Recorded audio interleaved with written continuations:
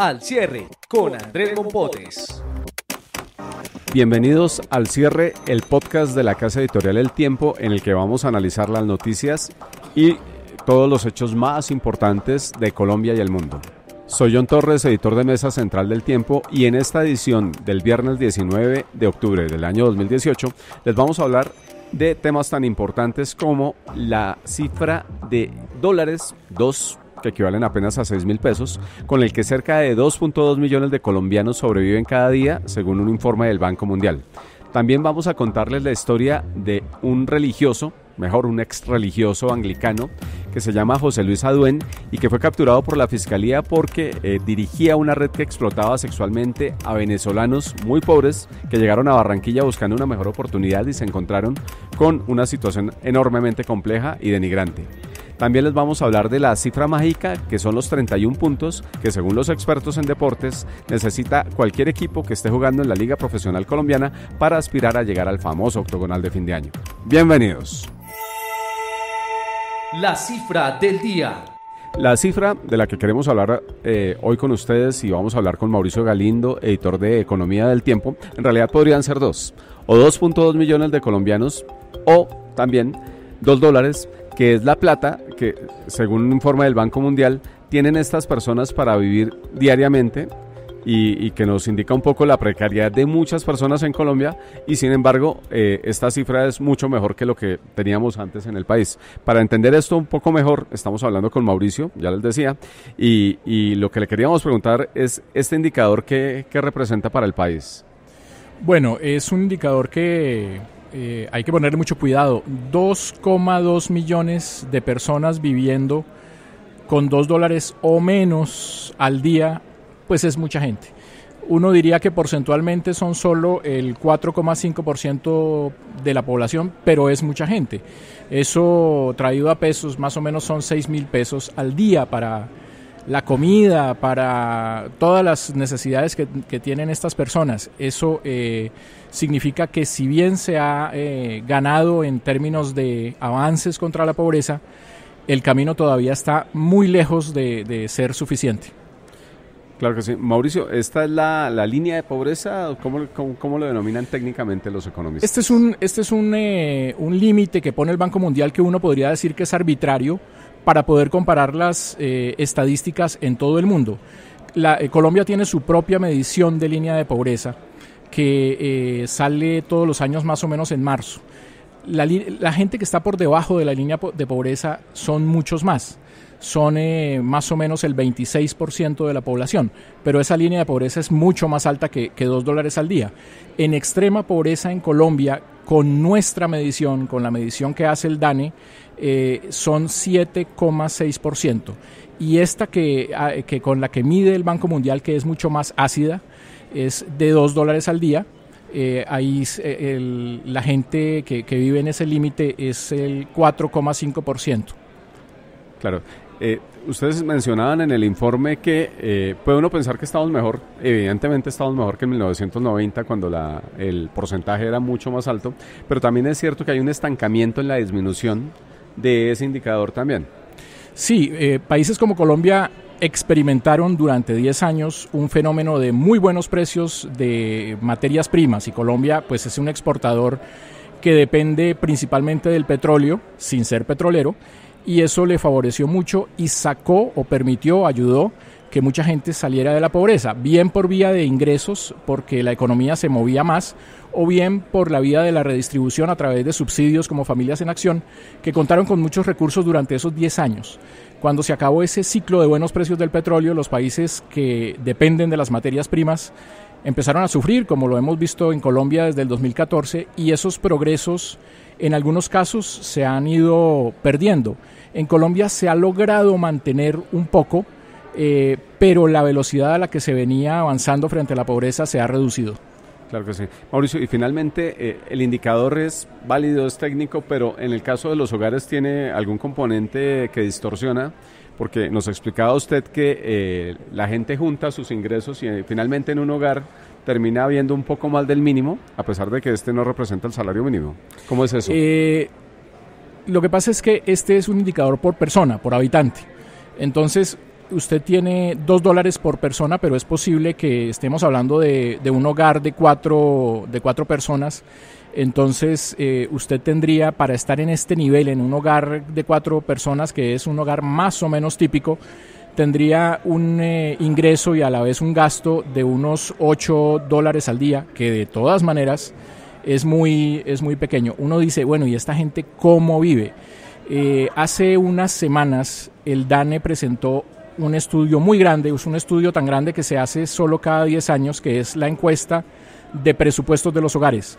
En esa encuesta se encontró que hay mucha gente que están en el 20% o en el 10% de la gente más pobre, en donde lo que reciben para poder vivir en donaciones de sus amigos, de sus familiares, personas que los dejan vivir en su casa, personas que les dan la comida o ayudas de subsidios del gobierno o de ONGs, es superior al dinero con el que ellos cuentan, y esa es la manera en que viven las personas, viven de la ayuda de familiares o de allegados. Claro que sí. El informe dice que el país que tiene el mejor ingreso promedio es Noruega, ¿verdad? $70. Sí, digamos que estas personas allá, en Noruega, una persona al día vive en promedio con $70. Y el promedio en Colombia, no este nivel de pobreza, sino el promedio en general, está sobre 14. Sobre 14, $14. Y los países más pobres están en África, ¿verdad? Decían ustedes. En África hay unos niveles de pobreza, por ejemplo, en la República Centroafricana, este 4,5% de pobreza extrema que vemos en Colombia, allá es 77%, es decir, 77 personas de cada 100 viviendo con menos de $2 al día. Claro que sí. Pues son cifras evidentemente muy complejas y muy dramáticas en el caso de Colombia, por supuesto, y mucho más en el de otros países. Escucha otros podcasts de El Tiempo ingresando a www.eltiempo.com/podcast. La clave de las noticias. En la clave les habíamos contado ayer, jueves, que en Bogotá los delitos subieron un 7% según el observatorio de la Cámara de Comercio, y que el tema del robo de celulares estaba disparado. Ocurre que el secretario de Seguridad de la ciudad, que se llama Jairo García, reconoce que esta situación está ocurriendo, pero más importante aún, dice que las políticas adoptadas por el país en los últimos 10 años para tratar de frenar el robo de celulares no están funcionando, y convoca Bogotá tanto a los operadores de celular como al gobierno nacional a que se intenten medidas que finalmente sirvan para frenar este delito. Estamos con Saer Buitrago, subeditor de la sección de Justicia del Tiempo, y queremos preguntarle por qué no ha servido ninguna de las medidas que se han adoptado para frenar los robos de celulares, Saer. Yo básicamente es un tema muy complejo que lo ha debatido internamente la Fiscalía y también la Policía Nacional, y digamos que la primera causa está asociada al tema tecnológico. En los últimos años, efectivamente, digamos que se han tomado decisiones como, por ejemplo, garantizar el bloqueo de los celulares que han sido robados. La gente lo reporta y, en teoría, ese celular debería quedar inutilizado y nunca poder volver al servicio. Sin embargo, la tecnología lleva a que un hacker fácilmente pueda desbloquear cualquier tipo de elemento y activarlo nuevamente para que esté en el público. Eso, por supuesto, genera un problema y una dificultad para las empresas que no ha podido ser controlado ni en Colombia ni en muchas regiones del país, porque el mercado del robo de celulares ya no es local, sino que recuerde usted que los celulares robados en Bogotá terminan en Argentina, en Chile, en otros países de la zona. Obviamente una de las mayores dificultades es esa, el tema tecnológico, que permite que alguien con algunos conocimientos básicos pueda inclusive llegar a hacer lo que no puede hacer las autoridades, que es desbloquear un celular y volverlo a activar para que estas redes criminales lo vuelvan a sacar al mercado. Lo otro es lo rentable, obviamente, que representa tener un celular que se roba en la calle. Según esta cifra del secretario, son 163 celulares solo en Bogotá. Imagínense, eso es lo que representará para una banda criminal dedicada a ese tipo de situaciones, y la facilidad que tienen para venderlos, porque digamos que no están perseguidos el delito como el narcotráfico u otro tipo de delitos un poco más complejos. Claro. ¿Cuántos celulares reporta el secretario de Seguridad de Bogotá robados? Él habla de 39.766 celulares en lo corrido de este año. Hace cuentas más o menos de 163 diarios. Eso, por supuesto, digamos que es un registro mucho más bajo de lo que hablan las empresas celulares inclusive, y de lo que habla la Fiscalía, que tiene registros mucho más altos por lo menos de denuncias de ciudadanos que dicen que los están robando, y otros que ni siquiera lo denuncian porque tal vez consideran que no va a pasar nada y ni siquiera hacen la denuncia. Igual usted sigue yendo al centro, John, donde ya ha habido operativos de extinción de dominio el año pasado, y a comienzos de este año hubo mucho operativo de extinción de dominio de la Fiscalía contra locales dedicados a la venta de celular, y usted sigue yendo al centro y a esos lugares y ahí siguen vendiendo el celular y los elementos robados sin ningún inconveniente. Claro. Zair, ¿qué explica esa disociedad de cifras? Porque a mediados de año publicamos aquí mismo en El Tiempo un informe que hablaba de cerca de 700.000 celulares robados en lo que iba del año.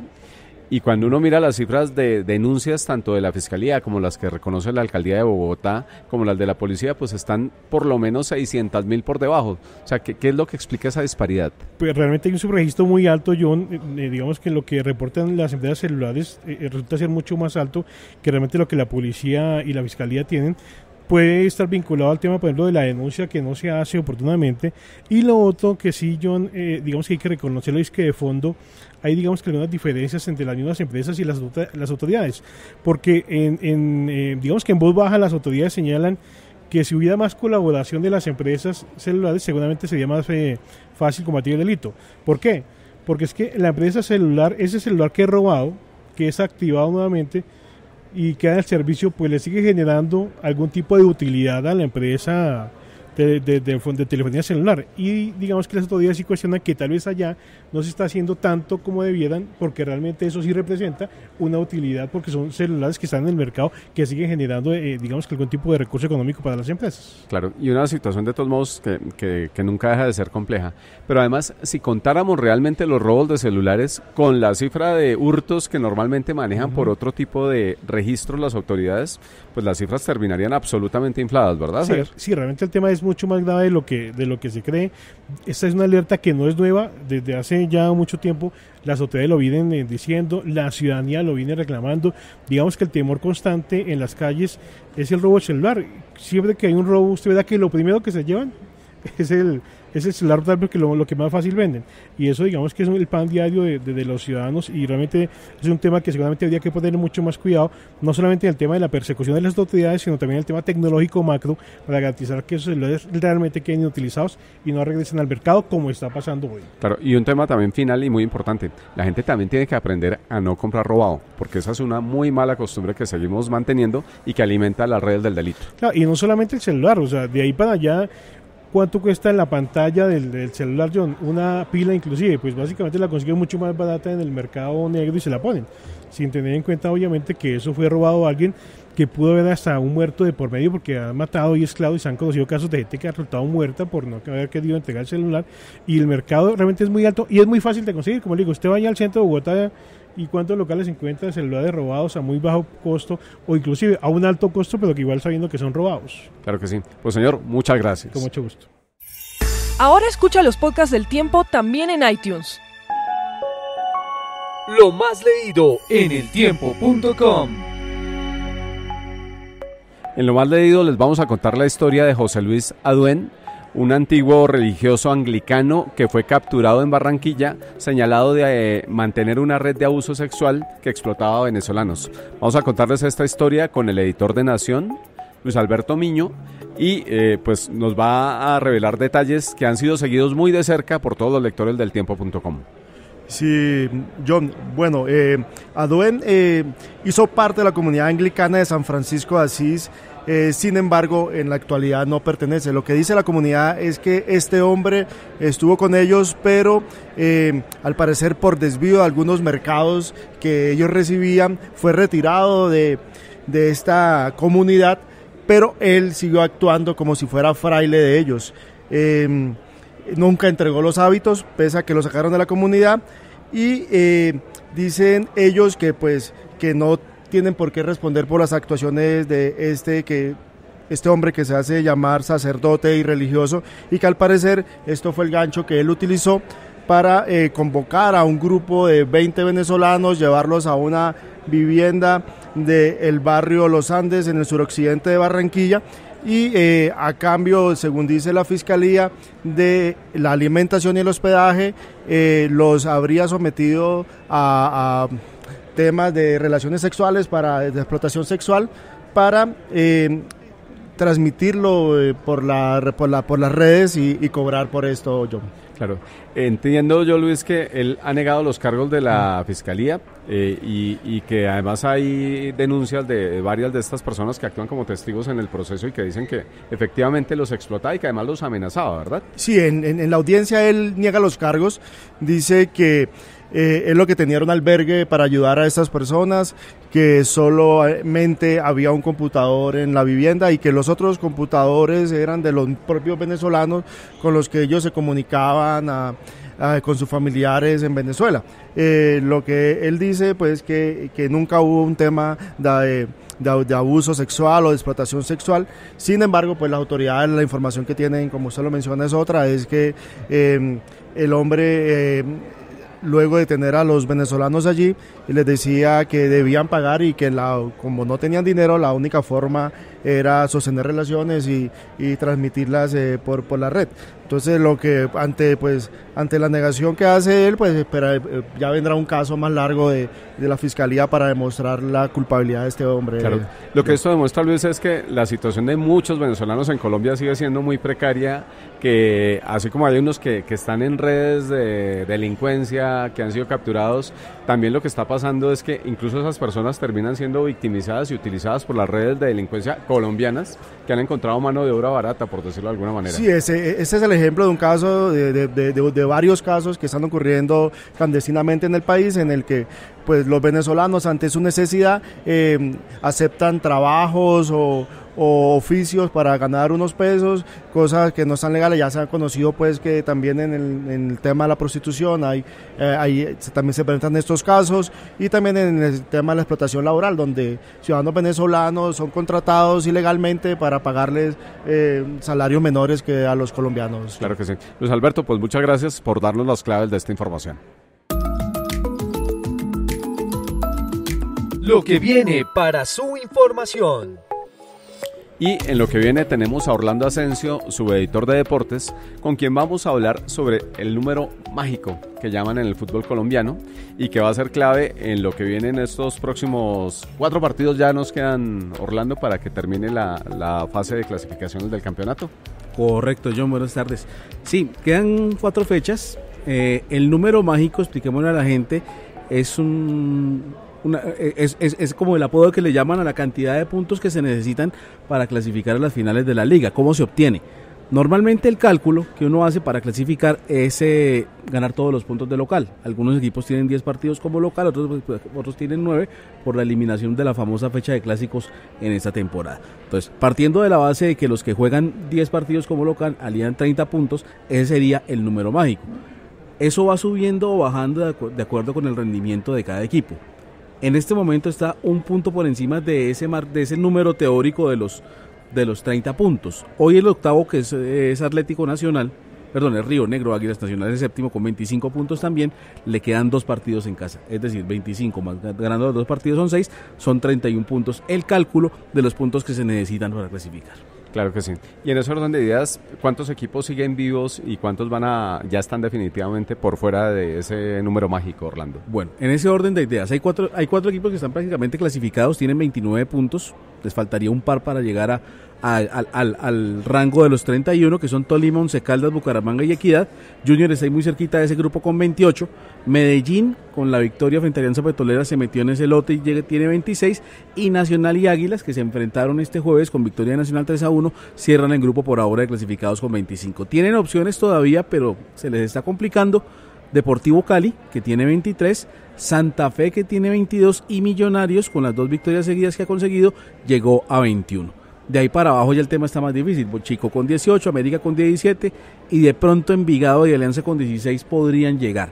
De ahí para abajo ya no tienen ninguna opción. Patriotas 14 puntos, Pasto 12, Jaguares y Huila 10 y Leones, que ya está descendido a segunda división, tiene 8 puntos nada más. Frente a lo que pasó el año pasado en el campeonato de final de año y el campeonato a mediados de este año, Orlando, ¿cuál ha sido la cifra?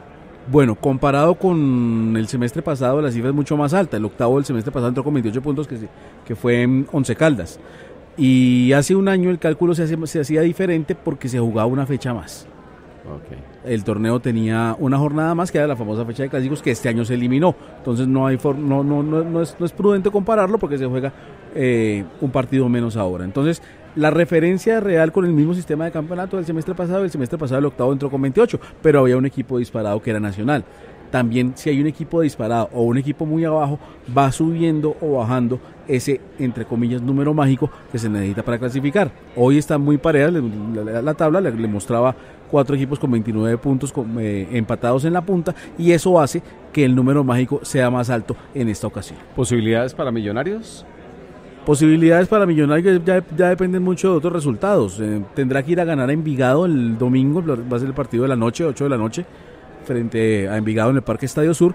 Le van a quedar 2 partidos en casa contra 2 rivales duros, uno Tolima, que es el actual campeón y uno de los 4 equipos que está en la punta, y el otro en la última fecha un clásico contra Santa Fe. Y en medio de esos 2 partidos va a tener que ir a jugar a Neiva, en una plaza que normalmente no le favorece y que seguramente se va a jugar en horas de la tarde, para enfrentar a un Atlético Huila que, si bien viene mal, el tema del calor y la humedad siempre es un factor que a Millonarios le ha afectado. Claro que sí. Pues Orlando, le agradecemos mucho y estaremos muy pendientes de quién llega finalmente a esta cifra. Muchas gracias.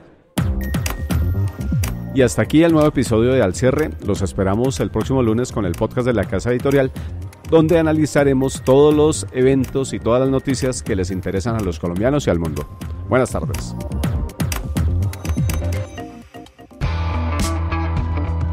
Degeneradas. Por fin hablamos nosotras. Escucha también los viernes Degeneradas, debates con enfoque de género.